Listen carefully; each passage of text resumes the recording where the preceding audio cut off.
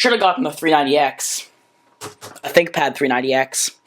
Hey guys, this is Dodoid. So today we're going to be taking a look at this, which is an IBM ThinkPad 390X with a Pentium 3 processor. Now, unfortunately, I'm not going to be able to power this thing on because the screen is broken, I don't know what the power supply is, and it's just running basic Linux anyway, so it's not particularly interesting.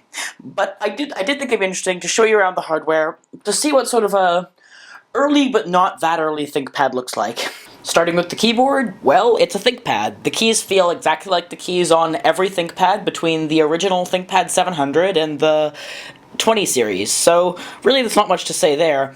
Of note, though, is that there is a track point, of course, and you even have the middle button, which very early ThinkPads didn't have, although it is off to the bottom instead of in the middle. But there is no trackpad, it is track point exclusive. This was actually something that they continued all the way up until the X201.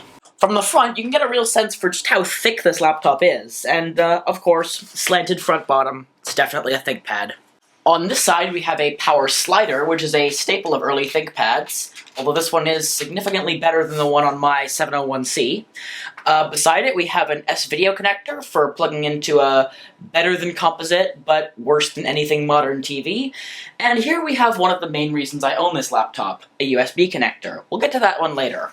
On the back, there's the power connector, an annoyingly misaligned VGA and serial connector, a parallel connector, and a PS2 connector. On top, we have indicator lights built into the back. This is another very ThinkPad-y thing that doesn't exist on my 701C, but does on most of my later ThinkPads. Finally, over here, we have the CD drive and floppy drive stacked on top of each other, which is probably one of the things that makes this laptop so thick.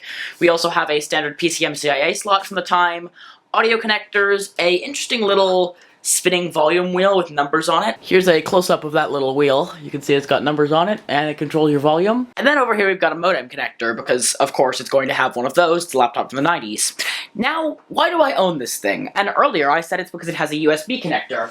Now, you might wonder what's so special about that, seeing as most modern laptops, have USB connectors. So, you might wonder, why is that special? Well, it's special because it has a USB connector on the other side and a floppy drive on this side. Now, even though the screen doesn't work, the laptop itself still does, so with a lightweight Linux, this is actually a really great way for me to transfer files between a USB drive that with Linux can read NTFS and all kinds of modern file systems, and a floppy disk, which I do occasionally need to put things on for things like the Seal 2 laptop I showed you earlier on in this series.